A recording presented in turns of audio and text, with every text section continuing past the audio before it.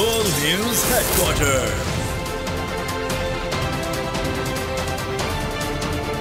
अस्सलामुअलैकुम। बोल news headquarters में खुशामदीद। मैं हूं आपके साथ वरीशा जुल्फ़िकार और मैं हूं ज़ैनब रॉय। मैं हूं आमना खटाना। हेडलाइंस आप जान चुके हैं। आज हम बात करेंगे चीनी माफिया बेलगाम, रिलीफ पैकेज तैयार,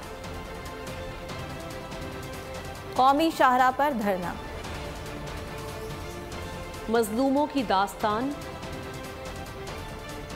हिम्मत, शुजाअत, बहादुरी की मिसाल, और एशिया कप पाकिस्तान में। आगाज करेंगे इस खबर के साथ कि मुल्क में चीनी की कीमतों में नॉन स्टॉप इजाफा जारी है। बेलगाम माफिया ने गरीब की जिंदगी से मिठास तक छीन ली है। कराची, लाहौर समेत कई शहरों में कीमत 200 रुपए से बढ़ गई है। क्वेटा वालों को 1 किलो चीनी 225 रुपए में मिलने लगी। माफिया की मनमानियां जारी हैं और अवाम बिलबिला उठे हैं। महंगाई की पिच पर धुआंधार इनिंग्स, चीनी ने जारहाना डबल सेंचुरी मुकम्मल कर ली। बेलगाम माफिया ने गरीब की जिंदगी से मिठास तक छीन ली। कराची से खैबर तक चीनी महंगी होने से आवाम में बेचैनी बढ़ गई। कराची में चीनी की कीमत 190 रुपए हो गई। क्वेटा में 1 किलो चीनी 225 रुपए में मिलने लगी। सक्खर समेत नवाही इलाकों में कीमतों की डबल सेंचुरी मुकम्मल हो गई। लाहौर और फैसलाबाद वाले भी 1 किलो चीनी के लिए 200 रुपए खर्च करने पर मजबूर हैं। पेशावर और मुल्तान में भी नर्ख 190 से बढ़ गए। इस्लामाबाद में 50 किलो के थैले पर माफिया ने यकदम 500 रुपए बढ़ा दिए हैं। शुगर माफिया की मनमानी पर आवाम चिल्ला उठे। किधर खरीद सकते हैं, हम गरीब लोग हैं। चीनी इतना महंगा हो गया, सब महंगा हुआ है, चीनी नहीं है। देखो आटा कितना महंगा हो गया। बस आवाम पर बोझ पड़ रहा है, आवाम पर बोझ बिजली का, चीनी का, आटे का। क्या कहेंगे इस बारे में? दिन पर दिन महंगाई होती जा रही है और चीनी को तो छोड़े सब कुछ महंगा होता जा रहा है। अवाम कहते हैं जखीरा अंदोज माफिया को लगाम दी जाए, कीमतों पर कंट्रोल के लिए बड़ा एक्शन किया जाए। नाजरीन, फैसलाबाद में भी चीनी की कीमतें काबू से बाहर हो गई हैं। शहर में चीनी 200 रुपए फी किलो में फरोख्त हो रही है, जिसकी वजह से शहरियों के लिए सस्ती चीनी खरीदना एक ख्वाब बन चुका है। इस हवाले से मजीद जानते हैं अवैस सत्तार से। जी अवैस, अपडेट कीजिए। गुजरते दिन के साथ अशराए खुर्दनोश की कीमतों में होशरुबा इजाफा होता जा रहा है और हालिया इजाफा चीनी की कीमत में देखने में आया है। और इसके बाद फैसलाबाद में चीनी की कीमत तकरीबन 200 रुपये किलो तक जा पहुंची। और छोटे जो ताजिर हैं, छोटे दुकानदार हैं, उन्होंने तो चीनी रखना ही छोड़ दिया, सिर्फ बड़े ग्रोसरी स्टोर्स पर मिल रही है। इसके साथ साथ यूटिलिटी स्टोर्स पर भी चीनी दस्तियाब नहीं, जिसकी वजह से शहरियों को बड़ी मुश्किलात का सामना है। तो चीनी महंगी और दूसरी आम दुकानों से मिल नहीं रही। हमारे साथ एक कस्टमर मौजूद है, इनसे बात करते हैं। चीनी 200 रुपये किलो तक पहुंच चुकी है, मुश्किलात में इजाफा हुआ है आम बंदे के लिए? हाँ जी, मुश्किलात में तो इतना इजाफा कर दिया है कि क्या करे। आम जो मुतवस्सित तबका है उसके लिए तो मरने का मकाम आ गया। अब चीनी देख लें 200 रुपये किलो है और वो भी मिल नहीं रही। ठीक है, अब देखें यूटिलिटी स्टोर पे हम चीनी लेने के लिए आए हैं, यहाँ भी बता रहे हैं कि चीनी नहीं है, तो हम जाएँ तो जाएँ कहाँ? हुकूमत को चाहिए कि चीनी कीमतों को कंट्रोल में करे और जो डिस्ट्रिक्ट प्राइस कंट्रोल मजिस्ट्रेट्स हैं उनको भी फाल किया जाए, ताकि जो चीनी के रेट से वो मुस्तहकम रह सके। और जो चीनी माफिया है वो जखीरा अंदोजों के खिलाफ कार्रवाई से चीनी की कीमतें कम हो जाएंगी। सूबाई हुकूमतों को हरकत में आना चाहिए। साबिक वजीर तिजारत नवीद कमर की तजवीज़। टेलीफोनिक राब्ते में कहा, चीनी की इजाफी पैदावार के बायस बरामद की इजाज़त दी। इस वक्त भी हमारे पास नवंबर तक के लिए वाफर चीनी मौजूद है। दिसंबर में चीनी की नई पैदावार आ जाएगी। अगर जहाँ तक इशू है आज जो है मेरे पास तो अभी भी जो फिगर्स हैं वो ये बता रहे हैं कि हमें नवंबर तक हमारे पास स्टॉक्स हैं मुल्क में। लेकिन अगर आप कोई उसको रोक लेता है या आप होर्डिंग करता है जखीरा अंदोजी की वजह से, वो मार्केट में नहीं आता इस उम्मीद से कि कल कीमतें जो हैं वो और ज़्यादा बढ़ जाएंगी, जो कि आप देख रहे हैं कि बढ़ रही हैं, तो उस पर भी जो है यहाँ सूबाई हुकूमतें जो हैं उनको हरकत में आना चाहिए और इस होर्डिंग को जो है ये स्टॉक्स पड़े हैं उसको मार्केट में डालना चाहिए। उसी से ही हमारी कीमतें जो हैं वो कम होंगी, बजाय इसके कि हम इधर उधर जो है वो ढूंढते फिरें कि इसका। हाफिज नईमुर रहमान ने चीनी की कीमतों में कमी का मुतालबा कर दिया। कराची में न्यूज़ कॉन्फ्रेंस में कहा, चीनी की कीमतों में होशरुबा इजाफा हो चुका है। निगरां हुकूमत कीमतों में कमी क्यों नहीं ला सकती? अभी पिछले दिनों पिछले दिनों नवाज शरीफ, शहबाज शरीफ की हुकूमत में इन्होंने और इसहाक डार ने मिलकर जो चीनी के ऊपर काम किया है, जो अरबों रुपए की और सैकड़ों अरब रुपए की डस लगाई है पाकिस्तान की पूरी कौम को, कि पहले इन्होंने चीनी जो है वो एक्सपोर्ट की और फिर उसके बाद अब ये चीनी का जब बहरान पैदा हो गया, 85 रुपए किलो की चीनी 185 रुपए में पहुंच गई, अब 200 क्रॉस कर गई और अब ये 220 रुपए के हिसाब से इंपोर्ट करेंगे और मजीद महंगी भेजेंगे। जो यूटिलिटी स्टोर का धंधा है वो भी सबको पता है, ट्रक के ट्रक जा रहे होते हैं और अचानक से पता चलता है बारिश हुई तो चीनी गीली हो गई, तो वो चीनी गीली फिर 50 रुपए में बेच दी जाती है, 40 रुपए में बेच दी जाती है। किन लोगों को बेची जाती है? उन लोगों को बेची जाती है जो पहले ही हम पर मुसल्लत हैं। तो ये इनका पूरा नेक्सस है शैतानी किस्म का, जो हम पर मुसल्लत है, फिर ये कहते हैं हम कम नहीं कर सकते। ओ भाई, करप्शन छोड़ो, लूट। निगरान वफाकी हुकूमत ने बिजली के बिलों में रिलीफ देने का प्लान तैयार कर लिया है। सितंबर में 300 यूनिट वाले बिल में 3,000 रुपए तक कमी होगी। 60 से 70 हज़ार रुपए वाले बिल में 13,000 तक कटौती की जाएगी। निगरान हुकूमत ने रिलीफ प्लान पर IMF को राजी करने की कोशिशें भी शुरू कर दी, जबकि मालियाती इदारे से मंजूरी मिलने पर प्लान पर अमल किया जाएगा। तकलीफ की तेज धूप में रिलीफ का झोंका। निगरान हुकूमत ने बिजली बिलों से मुतालिक प्लान तैयार कर लिया। बिजली सारिफ छोटा हो या बड़ा, सबके लिए आसानियां होंगी। 300 यूनिट माहाना इस्तेमाल करने पर 3,000 का रिलीफ दिया जाएगा। 60 से 70 हज़ार वाले बिल में 13,000 तक की कमी की जाएगी। मुजव्वज़ा रिलीफ सितंबर के बिलों में फराहम किया जाएगा। हुकूमती ज़राए के मुताबिक प्लान फाइनल है, मगर IMF की रजामंदी से मशरूत है। निगरान हुकूमत की IMF हुक्काम से बातचीत जारी है। अवाम की तकलीफ के पेश नज़र आलमी इदारे को कायल करने की कोशिश की जाएगी। बिजली बिलों पर अवाम को जल्द रिलीफ देने की कोशिशें जारी हैं। चाहते हैं कि ऐसा फैसला करें जो बाद में वापस न लेना पड़े। निगरान वज़ीर आज़म अनवारुल हक काकड़ ने अवामी मुश्किलात के अजाले का अज़्म जाहिर कर दिया। निजी TV को इंटरव्यू में निगरान वज़ीर आज़म ने कहा कि ओहदा संभालते ही बिजली और टैक्स के मामलात को तरजीहात में शामिल किया। मौजूदा बहरान का बगौर जायजा ले रहे हैं। उन्होंने बताया कि 1.5 साल पहले अपना बिजली का बिल देखकर होश ठिकाने आ गए थे। समझ नहीं आ रहा था कि महदूद वसाइल में इतना बड़ा बिल कैसे अदा करूं। बिल जब मेरा आया तो मेरे होश ठिकाने आ गए। मुझे समझ नहीं आ रही थी कि इतना बड़ा बिल मैं अपने महदूद वसाइल से कैसे अदा करूं। पहले दिन जब मैंने ऑफिस टेक ओवर किया, उसमें जो पहली मीटिंग्स हमने की हैं वो पावर टैरिफ्स के हवाले से और टैक्सेशन के हवाले से, ये 2 सेक्टर थे जिन पे हमने इनको अपनी प्रायोरिटी रखा। हमारी पूरी फाइनेंस की टीम, हमारी पूरी पावर की टीम, वो छोटे से छोटे निटी ग्रिटी डिटेल्स जो है उसमें जाकर इस मसले का जो एक नज़दीक तर यानी शॉर्ट टर्म का जो हल है वो भी तजवीज़ करने जा रही है और ऐसे अंदाज में करने जा रही है कि जो फैसले हमें वापस ना लेने पड़े। ऐसा तबका है जिसके साथ जिस पे इंतहाई इस वक्त बोझ का आलम है, तो हम जल्द ही इंशाअल्लाह इस हवाले से आपको खबर। आगे बढ़ें और आपको ये बताएं कि कश्मीर में मखवियों की बाजियाबी के लिए धरना तीसरे रोज भी जारी है। धरने के बायस ट्रैफिक की आमद-ओ-रफ्त मुकम्मल तौर पर बंद है। दोनों तरफ गाड़ियों की लंबी कतारें लगी हुई हैं। मुसाफिरों को मुश्किलात का सामना है। हाकिम नसीरानी इस बारे में मजीद बताएं। बिल्कुल, मैं इस वक्त मौजूद हूँ कश्मीर देरा मोड़ के मकाम पर, जहाँ पर हिंदू पंचायत सिविल सोसाइटी की जानिब से तकरीबन आज तीसरा दिन है, धरना जारी है। धरने की वजह से सिंध, पंजाब और बलूचिस्तान को आने जाने वाली ट्रैफिक वो मुअत्तल है। आइए यहाँ पर मेरे साथ मुजाहिरीन मौजूद हैं, उनसे जानते हैं कि वो इस बारे में क्या करें। जी जनाब, आप धरना क्यों लगा के बैठे हैं, क्या बात? सर, आज हमें धरने में तीसरा दिन है, जो हम हिंदू कम्युनिटी और मुसलमान भाई सारा मिलकर ये धरना जारी रखे हुए हैं। ये तब तक जारी रहेगा जब तक हमारे मुगवी बाज़ियाब नहीं होते, और आज तीसरा दिन एक कामयाबी से ये धरना चल रहा है। हमने शटर डाउन भी की हुई है, आज चौथा दिन है शटर डाउन को।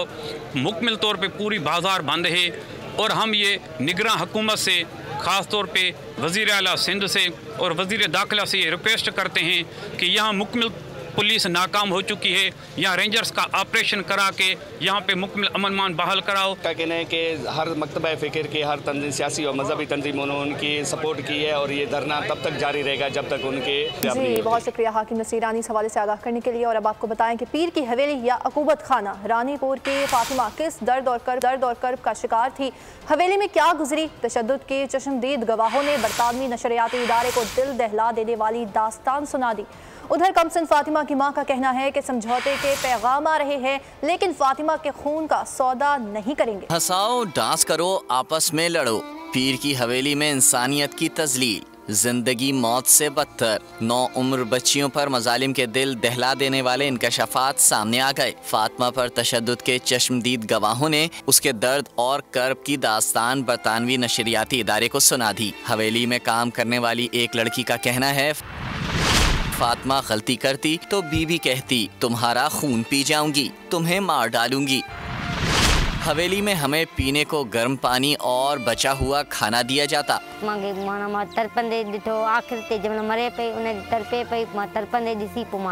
मार पिटाई बहुत ज्यादा थी। एक मर्तबा इतना मारा कि मुंह खून से भर गया।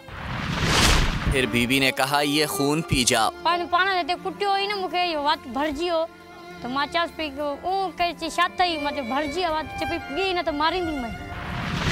लेकिन उन्होंने नहीं सुनी। एक खातून ने बताया कि 10 साल की बेटी को बीबी ने आंख पर मुक्का मारा, जिसकी वजह से वो देख नहीं पा रही थी। कमसन फातिमा की मां का कहना है, बेटी को बच्चों के साथ खेलने के लिए भेजती थी। फिर ये हालत क्यों की गई? पीर और बीबी को हरगिज माफ नहीं करूंगी। दवा नायाब। और अभी आपको खबर देंगे नवाज शरीफ की वतन वापसी की तैयारी। नवाज शरीफ का इस्लामाबाद की बजाय लाहौर लैंड करने का फैसला। ज़राए का ये बताना है कि नवाज शरीफ 15 अक्टूबर को लंदन से लाहौर रवाना होंगे। नवाज शरीफ की वतन वापसी मुसाफिर तैयारी के जरिए होगी। मरकजी क़यादत को इस्तेक़बाल के लिए टास्क सौंप दिया गया है। पार्टी ज़राए का ऐसा बताना है। आपको आगाह कर रहे हैं, साबिक़ वज़ीर आज़म नवाज शरीफ की वतन वापसी की तैयारियों के हवाले से नवाज शरीफ का इस्लामाबाद की बजाय लाहौर लैंड करने का फैसला। और पार्टी ज़राए है कि नवाज शरीफ 15 अक्टूबर को लंदन से लाहौर के लिए रवाना होंगे। नवाज शरीफ की वतन वापसी मुसाफिर तैयारी के जरिए होगी और मरकजी क़यादत को इस्तिक़बाल के लिए टास्क सौंप दिया गया है। अखलाक बाजवा हमारे साथ मौजूद हैं, मजीद उनसे जानेंगे। अखलाक, बताइएगा क्या तैयारियां की जा रही हैं पाकिस्तान में इस्तिक़बाल की? जी बिल्कुल, इस हवाले से पाकिस्तान मुस्लिम लीग नून ने जो है वो तैयारियों की हदायत करती है और इस हवाले से जो है नवाज शरीफ ने ये फैसला किया है कि वो वतन वापसी पर इस्लामाबाद की बजाय अब लाहौर जो है एयरपोर्ट पर उतरेंगे, जहां पर उनका जो बहुत शानदार इस्तकबाल किया जाएगा। जबकि मियां नवाज शरीफ 15 अक्टूबर को लंदन से लाहौर के लिए रवाना होंगे और मियां नवाज शरीफ जो है वो वतन वापसी के लिए खुसूसी प्रवास का इस्तेमाल नहीं करेंगे। पार्टी ज़राए के मुताबिक नवाज शरीफ की वतन वापसी मुसाफिर तैयारी के जरिए होगी और नवाज शरीफ ने मरकजी क़यादत को इस्तकबाल के लिए टास्क जो है सौंप दिया गया है। पार्टी ज़राए के मुताबिक नवाज शरीफ के इस्तकबाल के लिए कम अज कम 10 लाख लोगों को लाने का टास्क जो है वो दिया गया है मुस्लिम लीग नून के अहम रहनुमाओं को। नवाज शरीफ की अपडेट करने के लिए बहुत शुक्रिया आपका। नाज़रीन, परवेज इलाही की बाजियाबी और पुलिस अफसरान के खिलाफ तौहीन अदालत की दरख्वास्त की समाअत पर लाहौर हाई कोर्ट ने IG पंजाब को 2 बजे तक हर सूरत पेश होने का हुक्म दे दिया है। अदालत ने कहा है कि अगर IG पंजाब पेश ना हुए तो फैसला सुना दिया जाएगा। साबिक वजीर आला पंजाब परवेज इलाही की बाजियाबी, पुलिस अफसरान के खिलाफ तौहीन अदालत की दरख्वास्त की समाअत। लाहौर हाई कोर्ट में समाअत के दौरान DSP सिक्योरिटी ने अदालत को बताया कि DIG ऑपरेशंस सूबे से बाहर हैं, जवाब के लिए वक्त दिया जाए। अदालत ने तहरीरी जवाब जमा कराने का हुक्म दिया और कहा कि DIG ऑपरेशन से फोन पर पता करें कि उन्हें नोटिस जारी किया जाए या शो कॉज नोटिस दिया जाए। अदालत ने समाअत 11 बजे तक मुलतवी करते हुए IG पंजाब को तलब कर लिया। दोबारा समाअत पर एडिशनल एडवोकेट जनरल पंजाब अदालत पेश। अदालत ने उन्हें पेश होने से रोक दिया।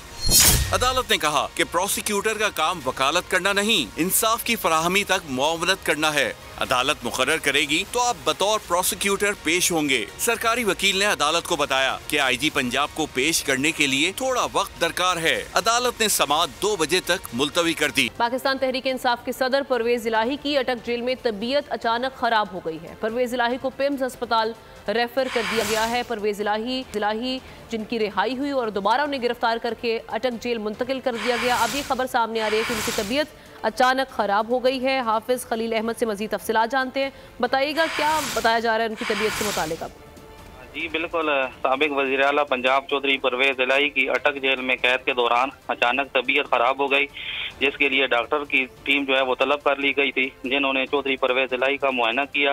डॉक्टर की 3 रुकनी टीम की क़यादत MS डिस्ट्रिक्ट हेडक्वार्टर अस्पताल डॉक्टर जवाद इलाही कर रहे थे। चौधरी परवेज़ इलाही को कमर दर्द और सांस की तकलीफ का सामना था, जिस पर डॉक्टर ने उनको यहाँ से फौरी तौर पर अपने अस्पताल इस्लामाबाद मुंतकिल कर दिए है। जी ठीक है, शुक्रिया आपका। डॉक्टर आसिम और दीगर के खिलाफ 17 अरब करप्शन रेफरेंस में अहम पेशरफ्त हुई है। सिंध हाई कोर्ट ने डॉक्टर आसिम की दरखास्त मंजूर करते हुए रेफरेंस वापस ले लिया। चेयरमैन नैब को इरसाल करने का हुक्म दे दिया है। जस्टिस के आगा की सरबराही में 2 रुकनी बेंच ने फैसला सुनाया। रिमार्क्स दिए, अब नई तरमीम आ गई है, कानून साजी पार्लियामेंट का हक है। नैब ने कहा डॉक्टर आसिम ने दीगर मुल्जिमान के साथ मिलकर मनपसंद कंपनीज को गैस फराहम की। नया कानून बनने के बाद ये रेफरेंस एहतिसाब अदालत के दायरा समात में नहीं रहा। नाज़रीन, अब आपको बताएंगे कि ओपन मार्केट में डॉलर 330 रुपए में पहुंच गया है। ओपन मार्केट में डॉलर 2 रुपए इजाफे के बाद डॉलर अब 328 से बढ़कर 330 रुपए में फरोख्त हो रहा है। इंटरबैंक में डॉलर 49 पैसे महंगा होकर 30 रुपए 5 पैसे पर ट्रेड कर रहा है। आपको इस हवाले से आगाह करे हैं कि डॉलर की ऊंची सिलसिला जारी है और डॉलर 330 रुपए में पहुंच चुका है। ओपन मार्केट में डॉलर 2 रुपए इजाफे के बाद अब 328 से बढ़कर 330 रुपए में फरोख्त हो रहा है। कराची में अद्वियात का बहरान शिद्दत इख्तियार कर गया। शुगर, कैंसर समेत दीगर अमराज की दवाएं नायाब होने लगी हैं। कीमतों में 50% से जायद का इजाफा। होलसेल केमिस्ट एसोसिएशन के मुताबिक खाम माल बैरून मुल्क से मंगवाते हैं। डॉलर की कदर में इजाफे की वजह से अद्वियात महंगी हो रही हैं। आपको इस हवाले से आगाह करें कि कराची में अद्वियात का बहरान शिद्दत इख्तियार करता जा रहा है। शुगर, कैंसर समेत दीगर अमराज की दवाएं चुकी हैं। कीमतों में 50% से जायद का इजाफा भी जारी है। ऐसे में होलसेल केमिस्ट एसोसिएशन ने बताया है कि खाम माल बैरून मुल्क से मंगवाते हैं। डॉलर की कदर में इजाफे की वजह से अद्वियात महंगी हो रही हैं। और कराची के शहरियों के लिए बुरी खबर, मुल्क रिटेलर्स की जानिब से आज से शहर भर में दूध की फरोख्त बंद कर दी गई है, जिसके बाद दूध के शदीद बहरान का इम्कान जाहिर किया जा रहा है। आपको आगाह कर रहे हैं, मिल्क रिटेलर्स की जानिब से यह ऐलान किया गया है। कफील अहमद से मजीद जानेंगे। जी कफील। देखिए, कराची में वैसे तो आवाम महंगाई से बदतरीन सूरत से दो चार है, लेकिन इस वक्त एक और बहरान जो है वो सामने खड़ा है। मैं इस वक्त मौजूद हूँ रंचोड़ लाइन में और सूरत हाल है कि दूध की दुकान ये बंद हो गई है, क्योंकि उन्होंने कहा था कि सुबह 11 बजे से बंद कर देंगे। अब्दुल वहीद गद्दी साहब है जो कि तर्जुमान भी है। वजीर साहब, मुख्तसर जानना चाहूँगा क्यों दुकानें बंद हो रही हैं, क्या मामला है? सिर्फ और सिर्फ इसलिए कि महंगा लेके सस्ता दूध हम फ़रोख्त नहीं कर सकते। जब होलसेलर हमको 214 से 220 रुपये में दूध फराहम करेगा, तो अब आप बताइए हम क्या रेट दूध बेचें। अभी कितने का मिल रहा है? 220 का। अभी 214 से 220 रुपये में मिल रहा है बहालत मजबूरी इंतजामिया की क्रैक डाउन की वजह से। तो ये बताइए, शहर भर में तमाम जो रिटेल उस पर तमाम शॉप्स हैं मुकम्मल तौर पर बंद? इंशाल्लाह 80% तो लाजमी बंद हो जाएंगी। ठीक है जी, अब इन्होंने जो बॉल है वो इंतजामिया के कोर्ट में डाल दिया और उनका यही मुतालबा है कि अगर इनको सस्ता दूध मिलेगा तो जी कफील अहमद बहुत में आगाह करे थे। नाजरीन, दरियाए सतलुज मामूल पर आना शुरू हो गया मगर निशान छोड़ गया। कसूर में घर तबाह, फसलें बर्बाद और फूट गई। पानी जगह जगह खड़ा है। पानी मौजूद होने के बावजूद स्कूलों को खोल दिया गया। इस हवाले से मजीद जानते हैं नुमाइंदा बोल न्यूज़ महर अब्दुर्रहमान से। जी महर, अपडेट कीजिए। जी, आज हम बात करेंगे सैलाब की तबाहकारियों की। दरिया सतलुज 1988 के बाद इस दफ़ा इतना बिफरा है, इतना पहले इससे कभी भी सैलाब नहीं आया था। इस सैलाब की अगर तबाहकारियों की बात की जाए तो 22 देहातों को मिलाने वाली सड़क जो है वो बिल्कुल तबाह व बर्बाद हो चुकी है। यहाँ पर ना तो पैदल सफ़र किया जा सकता है, सड़क के ऊपर पत्थर ही पत्थर हर तरफ नज़र आता है। इसी तरह बाद इलाकों में अभी तक बिजली भी बहाल नहीं हो सकी, बाद इलाकों में बिजली बहाल कर दी गई है। मेरे साथ इस वक्त चंदा सिंह गांव के लोग मौजूद हैं। जी, हमारा मुतालबा ये है कि हमारा इलाका तबाह करिए, मकान गिर गए हैं, फसलें तबाह हो गई हैं, तकरीबन कोई देख रहा है कोई चीज़ बची नहीं हैगी। हमारी गौरमेंट से अपील है कि इलाके में वापस ज़्यादा दिता जाए, डिक्लेयर किया जाए और लोगों का फसलों का, मकानों का, सड़कों का, स्कूलों का कुछ ना कुछ इन्हों का कोई मुआवजा दिता जाए। ना तो यहाँ पर कोई फसलें बची हैं और ना इंजनाबाद में दरियाए सतलुज के सैलाब की तबाहकारियाँ अभी भी जारी हैं। पानी की सतह में कमी तो हो रही है मगर मुतासरीन के मसाइल जू के रूह हैं। इस बारे बता रहे हैं हमारे नुमाइंदे सरफराज अहमद। मैं इस वक्त मौजूद हूँ दरिया सतलुज के मकाम पर, जहाँ जहां पर सैलाब की तबाहकारियां जारी हैं। दरिया सतलुज में पानी की सतह पर कमी तो ज़रूर आई है, लेकिन मुतासरीन के मसाइल जो हैं वो जो के तू हैं। तहसील मिंचनाबाद में 32 से ज़ायद मौज़ाजात जो हैं वो मुकम्मल तौर पर ज़ेर आब आ चुके हैं, जहाँ पर 10,000 से ज़ायद जो घर हैं वो भी मुकम्मल तौर पर तबाह हो चुके हैं। 1 लाख से ज़ायद जो लोग हैं वो सैलाब से मुतासर हुए हैं और 15,000 से ज़ायद जो जानवर हैं वो मर चुके हैं और हज़ारों एकड़ जो खड़ी फसलें हैं वो भी मुकम्मल तौर पर तबाह हो चुकी हैं। मैं ये आपको ये भी बताता चलूं कि इतने नुकसानात के बावजूद हुकूमत की जानिब से ताहाल इलाका को ना ही आफतज़दा करार दिया गया है और ना ही कोई इमदादी पैकेज का ऐलान किया गया है। इलाका मकीनों के मुताबिक सैलाब चूँकि कुदरती आफत है, लिहाजा कराची में डाकू राज बरकरार है। पुरानी सब्जी मंडी में कार सवार खानदान से लूटमार की गई है। वारदात की फुटेज मंजर आम पर आ गई है। 2 मोटरसाइकिलों पर सवार 4 मुल्जिमान ने फैमिली के साथ वारदात की। एक डाकू लूटमार करता रहा, 3 मुल्जिमान बैकअप पर रहे। कराची से आ रहे हैं। कराची में डाकू राज बरकरार है। पुरानी सब्जी मंडी में कार सवार खानदान से लूटमार की गई है, जिसकी फुटेज भी मंजर आम पर आ गई है। खुर्रम गुलजार इस बारे में मजीद हमें बताएंगे। जी बताइएगा खुर्रम। जी बिल्कुल, ये यूनिवर्सिटी रोड है, मसरूफ तरीन शाहराह है। इस शाहराह का पर देखा जा सकता है कि 2 मोटरसाइकिल सवार 4 मुल्जिमान थे। इन्होंने एक कार सवार फैमिली को यरगमाल बनाया असले के तौर पे। एक ही डाकू ने दीदा दिलेरी से इसमें वारदात की है। ये बाकी के डाकू जो बैकअप पे मौजूद रहे क्योंकि मसरूफ तरीन शाहराह है, जिसके बाद मुल्जिमान ने फैमिली से लूटमार की और इत्मीनान से वारदात करके फरार हो गए। ये शाहराह पर इस तरह की वारदातें जो है ना रोज़ का मामूल है। पुलिस से इलाका गश्त ना होने की वजह से मुल्जिमान आसानी लूटमार करते हैं और गलियों में फरार हो जाते हैं। ठीक है, ये वारदात हुई है, इस हवाले से खुर्रम गुलजार हमें आगाह कर रहे थे। फुटेज भी मंजर आम पर आ गई है और फुटेज में देखा जा सकता है कि मसरूफ शारा है जहां पर ये वारदात की गई है। बहुत शुक्रिया खुर्रम आपका। फौज में नया स्कैंडल। नाजरीन, हिंदुस्तानी फौज में एक के बाद दूसरा करप्शन स्कैंडल सामने आने लगा। मिलिट्री इंटेलिजेंस के कर्नल ने फौज को अरबों रुपए का चूना लगा दिया। कर्नल ने जाली दस्तखत और रसीदों के जरिए 3 बरस में 6 अरब से जायद की करप्शन की। उधर स्वीडन में एक बार फिर कुरान की तौहीन, बार तौहीन कुरान पर मुस्लिम तारिकीन बिफर गए। मालमो शहर में शदीद एहतजाज किया गया, गाड़ियां जला दी गई। पुलिस ने एहतजाज पर 100 से ज्यादा अफराद को हिरासत में ले लिया। चेयरमैन PCB ज़का अशरफ ने एशिया कप के मैचेस पाकिस्तान में करवाने की तजवीज़ दे दी। एशियन क्रिकेट काउंसिल के सदर जय शाह से टेलीफोन पर रब्ता किया, कहा कि एशिया कप बड़ा टूर्नामेंट है, बारिश की वजह से मुतासर ना किया जाए। जय शाह ने सूरत हाल पर गौर की यकीन दहानी करा दी। भारतीय क्रिकेट बोर्ड का 4 रुकनी वक्त आज पाकिस्तान पहुंचेगा। श्रीलंका में तूफानी बारिशें। चेयरमैन PCB ने एशिया कप के मैचेस पाकिस्तान में कराने की तजवीज़ दे दी। ज़का अशरफ ने एशियन क्रिकेट काउंसिल के सदर जय शंकर से टेलीफोनिक रब्ता किया। बारिश से मुतासर होने वाले पाक भारत मैच पर बातचीत की। ज़का अशरफ ने मौक़िफ़ अपनाया। एशिया कप के पाक भारत मैचेस दुबई में भी खेले जा सकते हैं।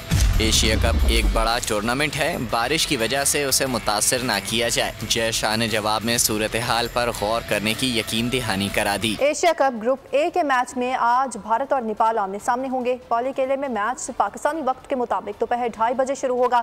मैच के दौरान एक बार फिर बारिश का इम्कान जाहिर किया जा रहा है, जबकि भारतीय सुरमा कामयाबी या मैच बेनतीजा होने की सूरत में सुपर 4 तक रसाई हासिल कर मैच में अपसेट टीम इंडिया को वापसी का टिकट भी थमा सकता है। जबकि कमजोर टीम के खिलाफ अहम मैच में भारत को फास्ट बॉलर बुमराह की खिदमत हासिल नहीं होंगी। जसप्रीत बुमराह निजी मसरूफियात के बाइस भारत रवाना हो गए। और मलका कोहसार मरी का मौसम इन दिनों इंतहाई खूबसूरत है। सयाह भी इस खूबसूरत मौसम और हसीन नज़ारों से लुत्फानंदोज होने के लिए पहुंचे हुए हैं। मजीद जानते हैं हमारे नुमाइंदे आरिफ सईद से। जी बिल्कुल, मैं इस वक्त मौजूद हूँ मलका कोहसार मरी के मारूफ तफरीह मरकज़ माल रोड GP चौक पर, जहाँ इस वक्त मौसम की अगर बात की जाए तो यहाँ पर इंतहाई खूबसूरत मौसम है। कभी बादल और कभी धूप जो है निकल आती है, और जबकि यहाँ पर जो है ना ठंडी हवाएं चल रही हैं, जिसके बायस मौसम इंतहाई खुशगवार हो चुका है। और सयाह भी यहाँ पर ऐसे खूबसूरत मौसम को देखने के लिए यहाँ पहुँचे हुए हैं। मेरे साथ इस टाइम कुछ सयाह भी मौजूद है। आइए इनसे पूछते हैं कि वो यहाँ के मौसम और यहाँ के नज़ारों को कैसे इंजॉय कर रहे हैं। जी अस्सलाम वालेकुम, मेरा नाम लियाकत अली है। मैं डिस्ट्रिक्ट बावल नगर से आऊँ अपने दोस्तों के साथ। मरी का मौसम जैसे आपको पता है कि मलका कोहसार है, इन्हें पहाड़ों का जो है वो मलका कहा जाता है, ठीक है। तो बहुत ही अच्छा मौसम है, फैमिलीज़ के साथ लोग इधर बड़ा एंजॉयमेंट कर रहे हैं। मौसम बहुत अच्छा है। मैं भी मशवरा दूंगा सुनने वालों को, देखने वालों को कि आप आएँ, आउटिंग करें, फैमिली के साथ आएँ।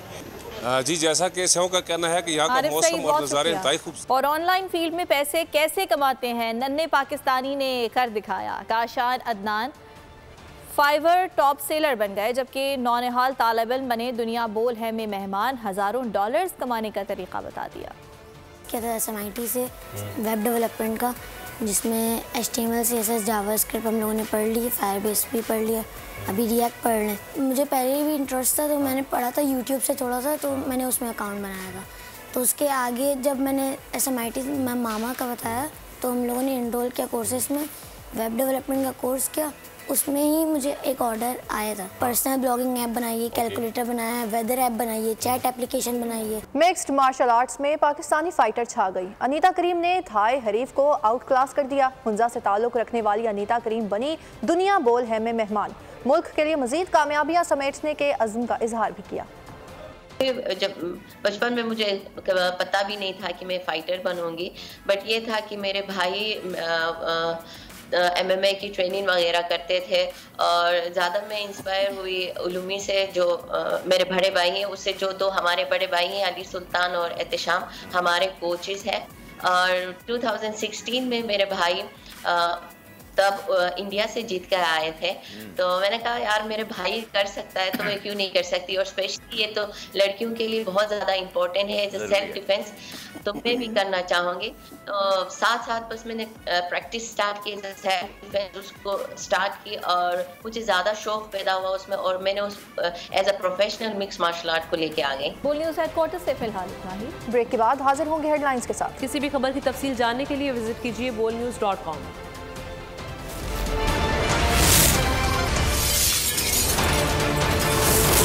बोल न्यूज़ हेडक्वार्टर सब्सक्राइब करें और बेल दबाएं ताकि कोई खबर रह न जाए।